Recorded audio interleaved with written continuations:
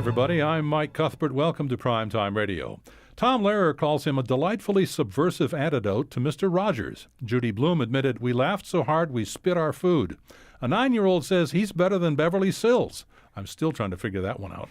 Years ago, in another lifetime, I had Barry Louis Polisar on my local talk show. We talked music, verse, children, Polisar's life. He's been at his subversive magic for over 30 years, and he recently got in touch to catch up.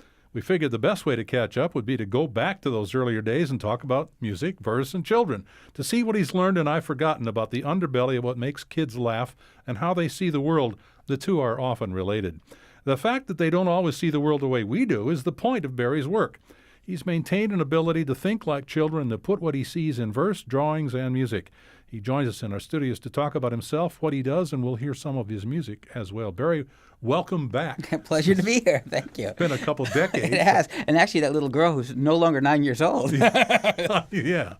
In 1975, how did you get in the business of entertaining children in the first place? Well, I never expected to do this as a career. I went to college to be a teacher, and while I was in school, a teacher saw me with my guitar. I just learned how to play, and she asked me if I would come to her school where she was student teaching and do a program for her kids.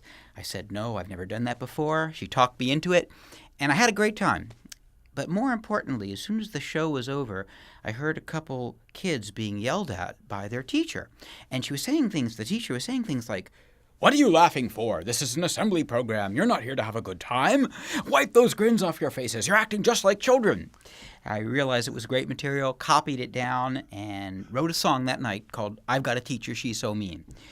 About a week or two later, I started getting phone calls. "Is this Barry Louis Polisar? Is it true that you wrote a song about a mean teacher? Yeah. Well, I'm a teacher and I want to know. Can you come to my school and sing that song?" Yeah. And that's how it started. Never in a million years did I expect to make a living as a songwriter, as a poet, as an author. Never expected to 30-some years working in the schools. But it really goes back to that original song. Which, by the way, I don't sing anymore. I tell the kids I had written that song, but I don't sing it anymore because they don't make mean teachers anymore. Yeah, exactly. In other words, your career started with teachers with a sense of humor.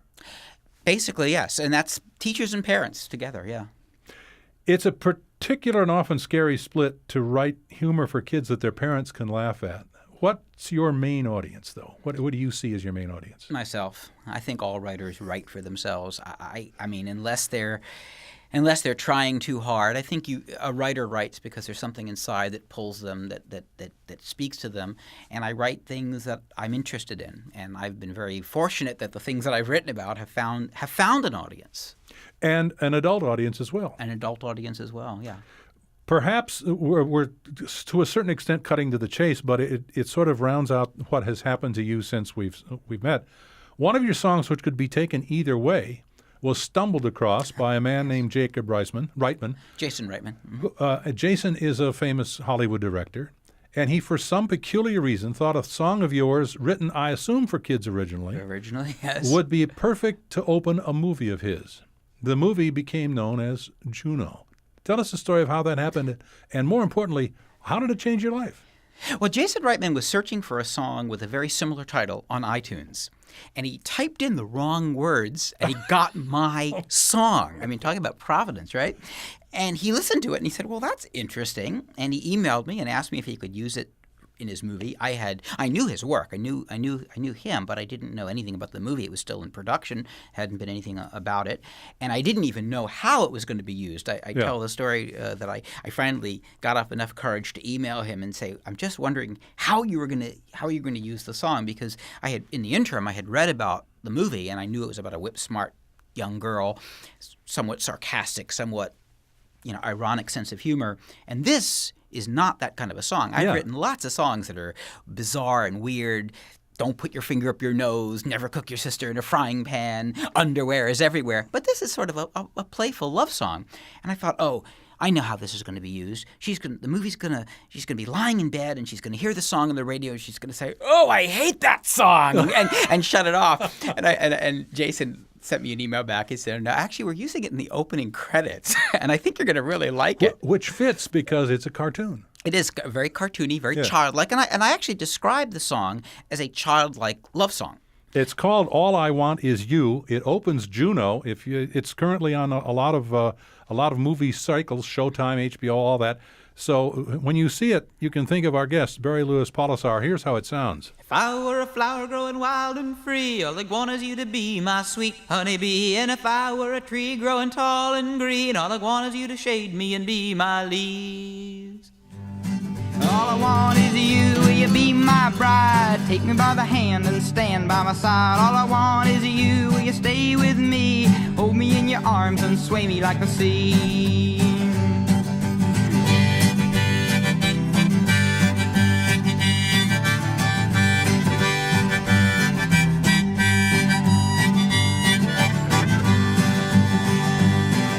If you were a river in the mountains tall, the rumble of your water would be my call. If you were the winter, I know I'd be the snow, just as long as you were with me when the cold winds blow. All I want is you, will you be my bride? Take me by the hand and stand by my side.